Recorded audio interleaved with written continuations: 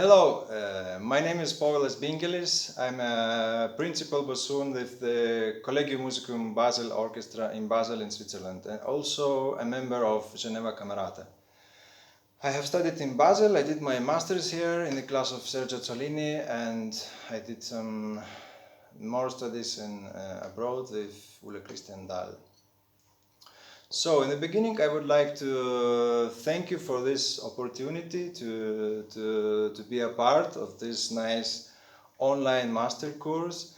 I think it's important for us to share our knowledge, experience with young players who are keen to learn, which are our future, new generation. So, about the video I have seen, I liked the choice of the piece, the Sonata of Fasch, the first movement. It's very nice, very important piece in the bassoon repertoire. And your playing is really nice. I enjoyed listening very much. You have a rich, healthy sound. You have a good support, which is very important for a wind player. And it's interesting to listen. You tell something, you make some lines, which are also very important because the music is alive, no? So, and before giving you some tips and corrections, I would like to emphasize not to take it as a critique. It's not a critique, it's just for improve your playing, to make it even better. So to say, next brick in your music house, in the building your music house, okay? So let's jump in the music. This first movement of this sonata, I see it as a small aria, very short small aria, where you can really show bassoon ability to sing and to be expressive and to tell a story, to make it so let's go. The beginning, the first bar, I see it as a presentation. You really come play not too loud, not too soft, just quite open to say, hello, I'm here.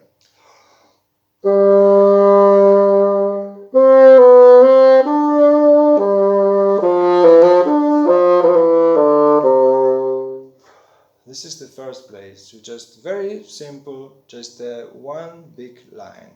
The first note maybe not too sustained as you play. Also in the afterwards in the sonata, the longer notes you have the intention to play quite sustained, which is nice. It means you have a good support, very important. But I like to give it a more shape for the longer notes.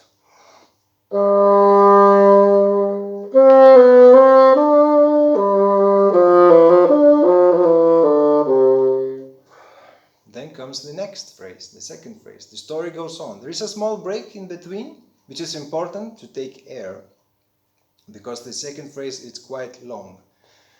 But during the break, taking the air, you keep the intention.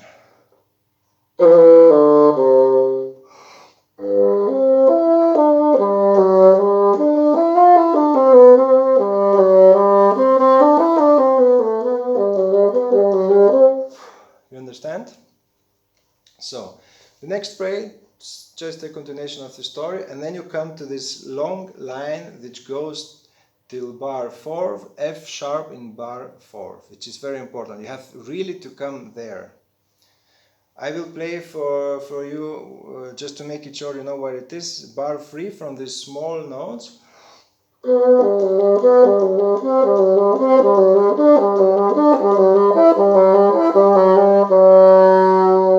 I'm talking about this phrase. So, I would suggest in the beginning to practice only the upper notes, which are important harmonic line, going to the F sharp. But don't forget to practice in the rhythm, in the pulse.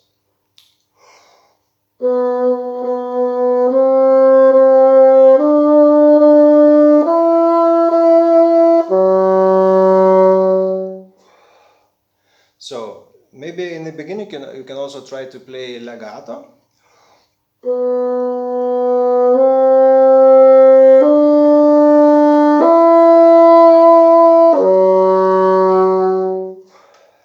then tenuto, the fetong, different articulation. But the most important thing, don't forget the air as you play it legato. All the time going with a crescendo to the F sharp.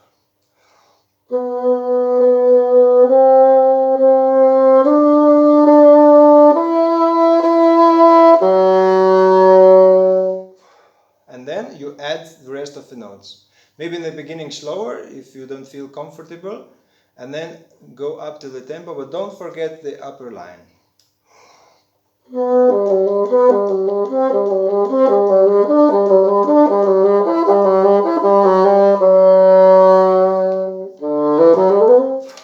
Okay?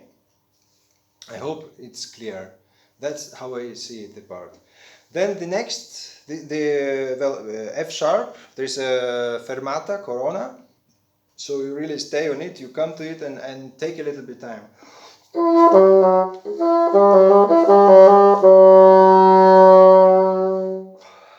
breath. This is an upbeat to the next bar. So take it really like one, not tara tira tira tim, para dira dira do tararam.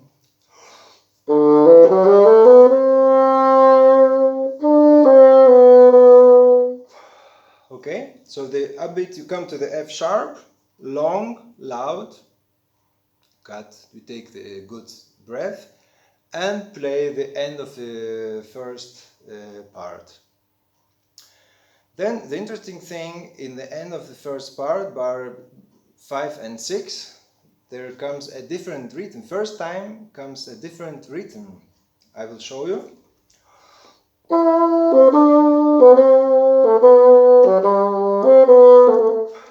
You know?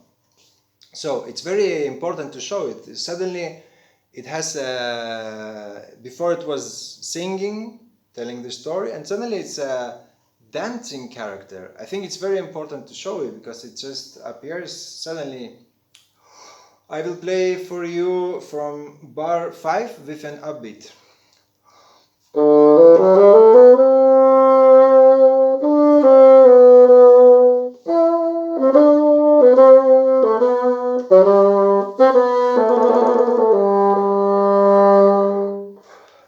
Of course, now I exaggerate a little bit. It shouldn't be as a march, but still to make it sure the dotted and the short notes are really clear. It shouldn't sound like a triple.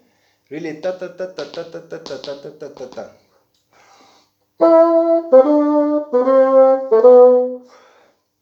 And you also can a bit let go the note, as I talked about the beginning, very beginning of the first G, to make it a bit shape, to give it a little bit of a shape to the note. So the same here. Of course, it's very short time, but you can try to do it.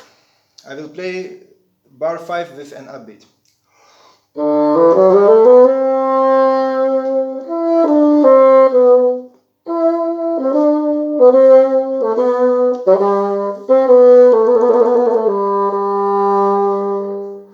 And going to the end, to the last note. Then one remark about the trill. Always start from the upper note as you do, very good, but try every trill to do in a similar way throughout the movement. Always on the beat from the upper note. Try to take a little bit of time on the first note and then increasing the velocity to the tonica.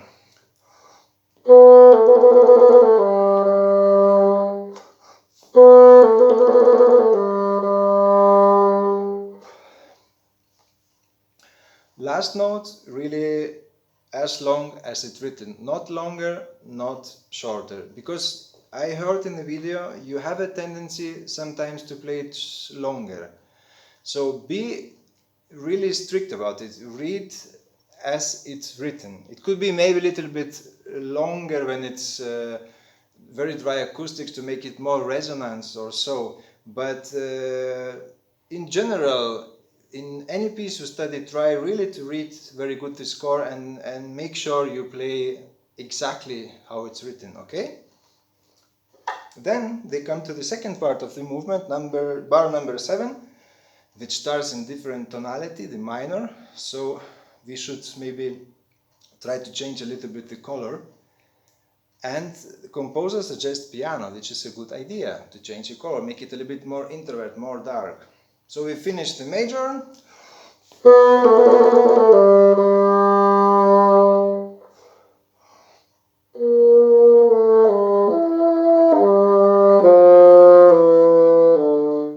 Just try to play as piano as you can, but still really with a very, very intense line. Very sweet, melancholic, but inside with the line going forward.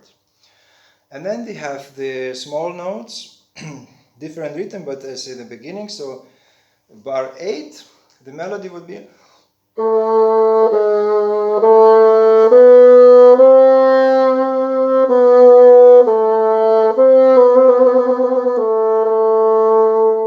can practice a little bit like this, then adding the rest of the notes and emphasizing the melody.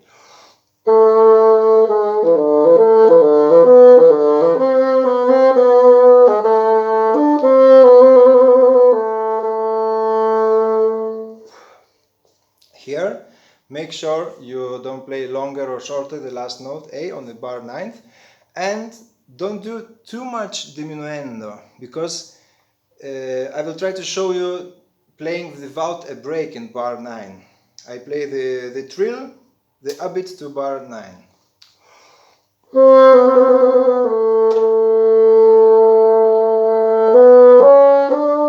You see, from this A goes to the very nicely to the G, D major.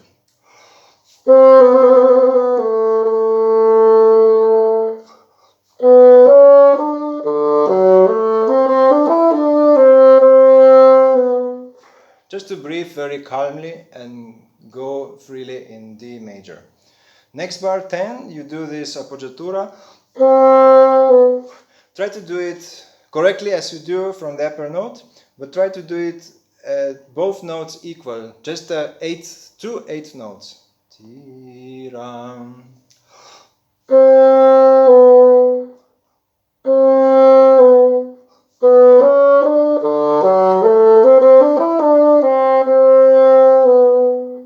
Okay, then you have a nice C major again. The same principle, go into the next bar with a melody note.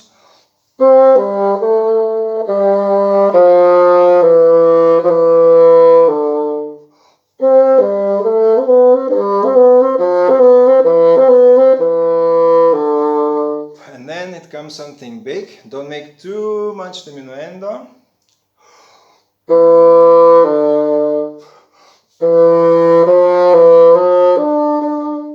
Okay. The next part you did forte and piano, which is very good. If I can suggest, I would do it start forte, making diminuendo till the middle, and then coming back again with a crescendo till bar 13, F sharp. Okay, I will try to show for you. Bar 11.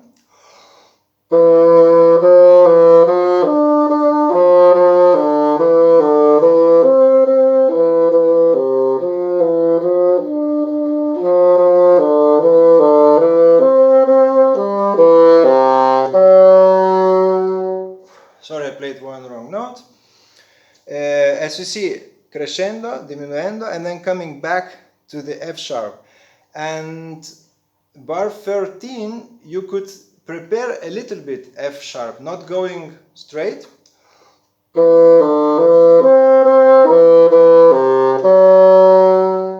But I would do like that.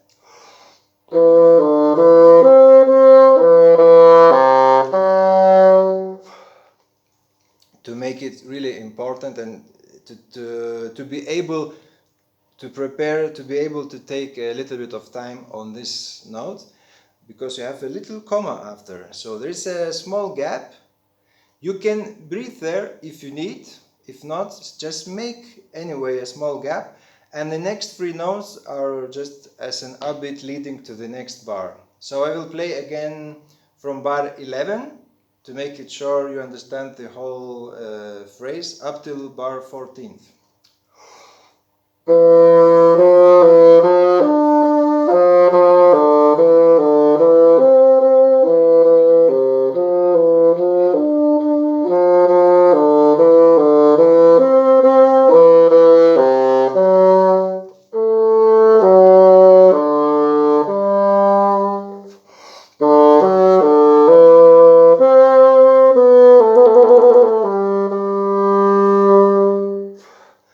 then just going till the end, to the G major, forte, open, big sound, very proud.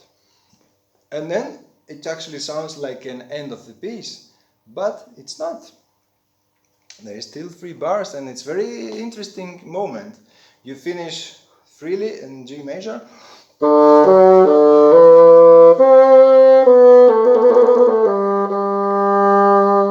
and then it sounds like you forgot something or you don't know where to go.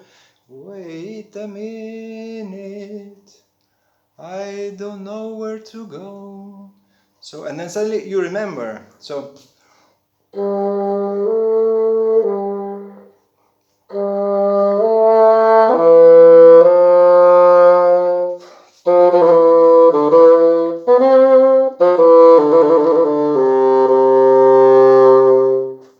like you maybe forgot which tonality to. You finish in G major and then wait a minute, but the sonata is in C major, no?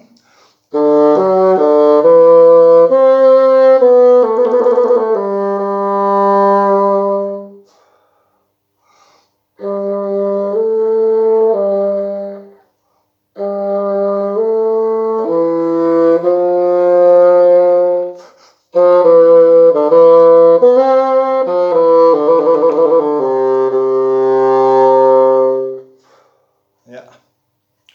And the last note, not too long, as it's written. You can make a repeat as you wish. If you do a lot of ornaments, you could do them if you make a repeat on the second time. If you don't make repeats, do your ornaments, which are very nice, the first time without no repetition. Technically speaking, as I told you already, you have a very good support, but make sure you give more shape for the longer notes. You can maybe practice a little bit of bells exercise, it's very good.